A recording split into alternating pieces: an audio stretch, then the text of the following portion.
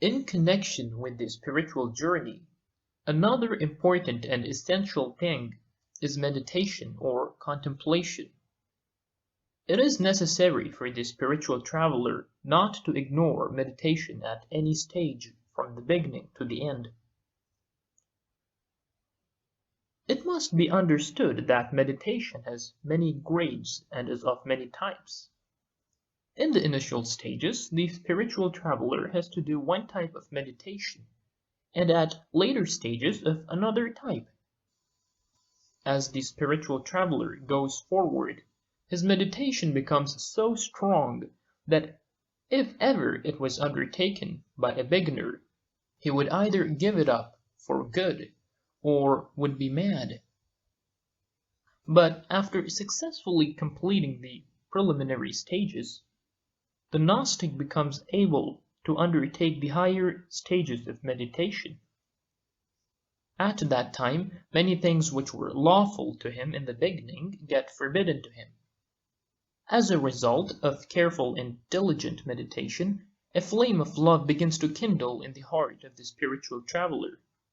For it is an inborn instinct of man to love the absolute beauty and perfection. But the love of material things overshadows this inherent love and does not allow it to grow and become visible. Meditation weakens this veil till ultimately it is totally lifted. Then that innate love appears in its full splendor and leads man's conscience towards Allah. The mystic poets often figuratively call this divine love wine. When the Gnostic continues to undertake meditation for quite a long time, divine lights begin to be visible to him. In the beginning, these lights flash like lightning for a moment and then disappear. Gradually, the divine lights grow strong and appear like little stars. When they grow further, they appear first like the moon and then like the sun. Sometimes they appear like a burning lamp also. In the Gnostic terminology, these lights are known as Gnostic sleep, and they belong to the world of Barzakh.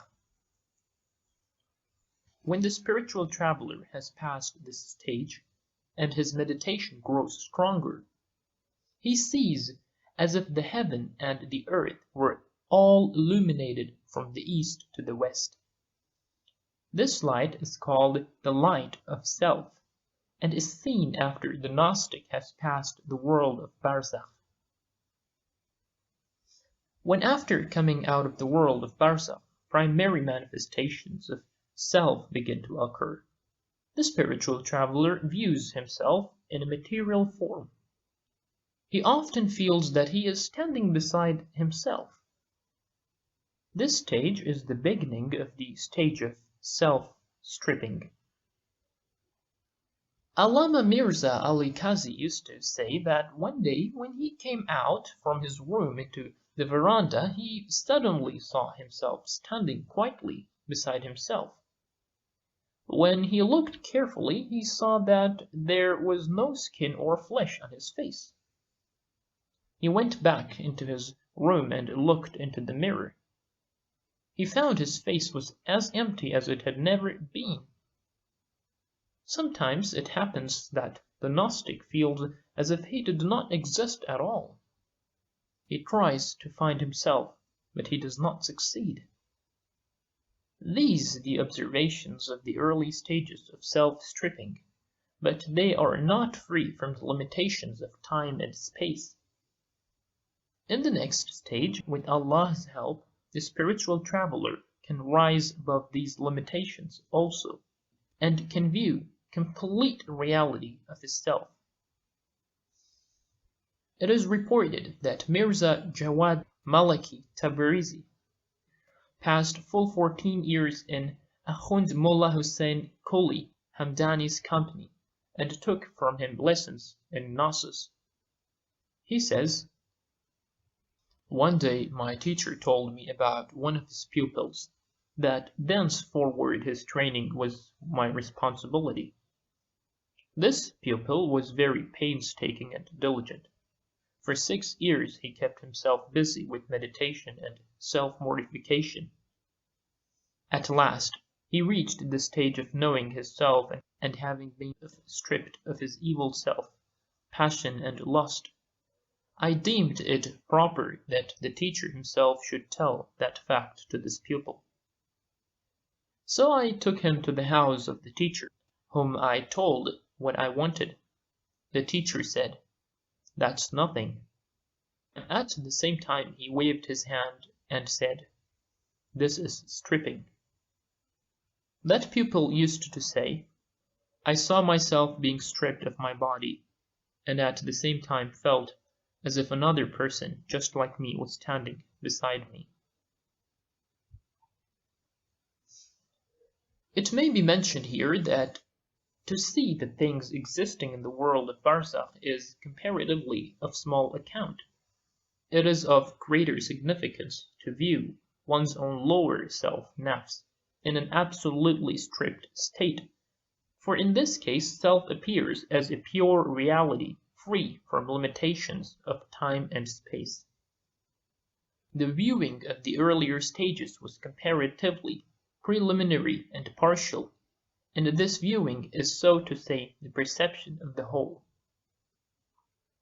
Agha Sayyid Ahmad Karbala'i, another well-known and prominent pupil of the late Akhund, says, "One day I was sleeping somewhere when all of a sudden somebody awakened me and said to me, 'Get up at once if you want to see the eternal light.'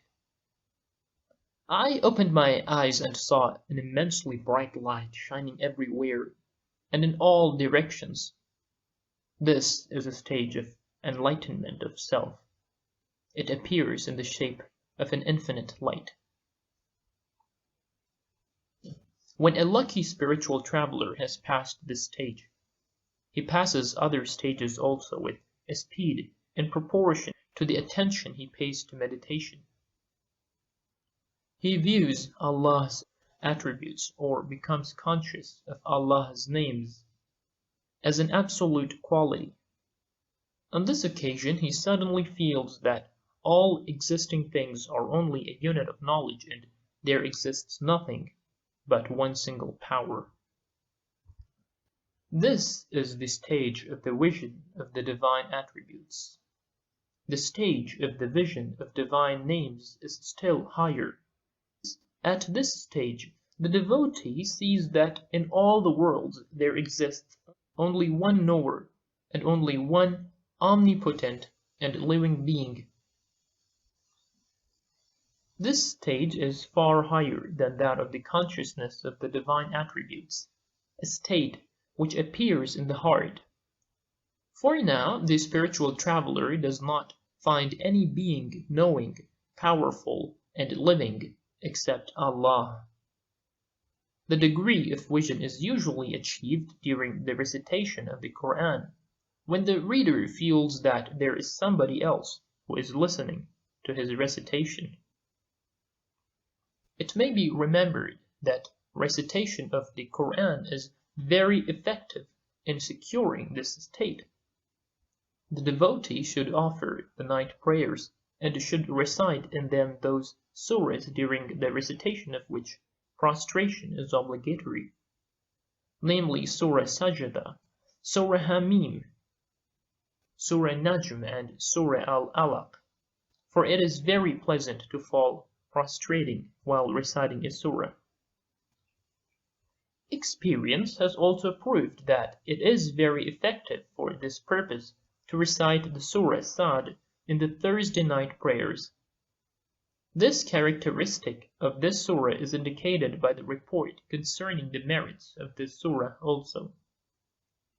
When the devotee has completed all these stages and visions, he is surrounded by divine impulses, and every moment he goes closer to the stage of real self-annihilation, till he is so seized by a divine impulse that he is totally absorbed in the beauty and perfection of the true beloved. He no longer pays heed to himself or to anybody else. He beholds Allah everywhere. There was Allah, and nothing was with him. In this condition the devotee is plunged in the fathomless sea of divine vision. It must be remembered that this does not mean that everything in the material world loses its existence. Actually, the devotee sees unity and plurality. Otherwise, everything continues to exist as it is. A Gnostic has said, "I was among the people for 30 years. They were under the impression that I was taking part in all their activities, but actually, throughout this period, I did not see them and did not know anyone but Allah."